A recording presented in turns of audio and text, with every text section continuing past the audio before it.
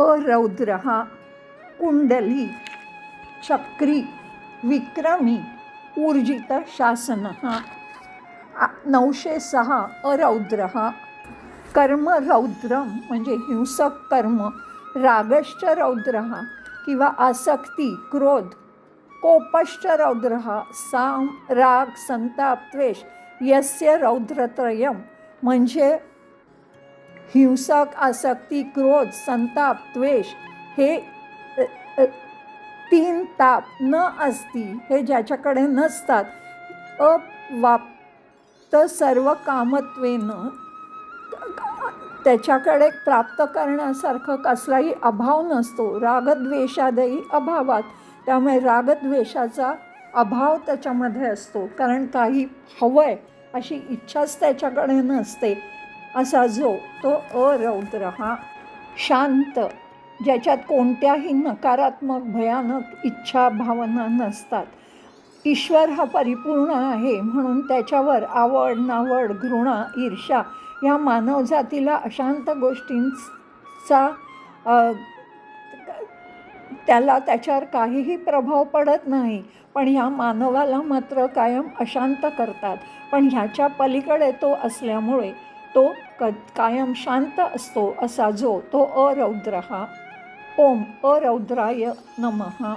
907 कुंडली शेषरूप भाग कुंडली आदिशेषाच्या रूपात ज्याने अवतार घेतला म्हणून तो कुंडली, किंवा सहस्रांशू मंडलोपम म्हणजे सूर्यासारखी सहस्र किरणे असलेली कुंडल, मंडोपम म्हणजे गोलाकार, सूर्यासारखी गोलाकार कुंडल कानामध्ये जो घालतो, धारणात जो घालतो तो कुंडली, किंवा यद्वा सांख्य योगात्मके म्हणजे सांख्य आणि योग दाखवणारी दर्शवणारी अशी मकराकारे कुंडले, मकराकार कुंडल असणारा तो कुंडली, कुंडले घालणारा, कानात मकर कुंडल घालणारा, कुंडली म्हणजे सर्पाचं प्रतीक आहे, कुंडलिनी शक्तीचा रहस्यमय महिमा ज्याचा आहे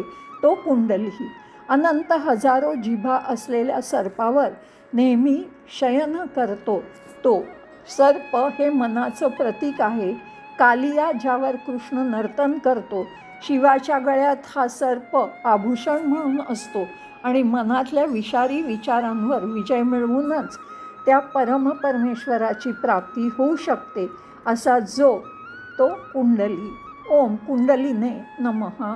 908 चक्री समस्त लोकरक्षणार्थ, सर्व लोकांच्या रक्षणार्थ, मनस्तत्वात्मकम म्हणजे मन जाणीव विचार दर्शवणारं, सुदर्शन आख्य चक्रम सुदर्शन असं नावाचं चक्र, धत्ते जो धारण करतो, जे मनाचं प्रतीक आहे प्रतिनिधित्व करतं तो चक्री, किंवा अनिलम चक्र स्वरूपम म्हणजे वाऱ्याहूनही वेगवान, च मनहा धत्ते मनाचं प्रतीक असलेलं सुदर्शन चक्र जे विष्णू करे स्थितम विष्णूच्या हातात असतं, असा जो तो चक्री, चक्र धारण करणारा, सु म्हणजे शुभ दर्शन, परमेश्वर चक्राने आपल्या आतली अशुद्धता नीचता नाहीशी करतात, ज्यामुळे व्यक्ती त्याच्या स्वाभाविक दिव्य रूपाचा अनुभव घेऊन स्वयंला प्राप्त करू शकतात,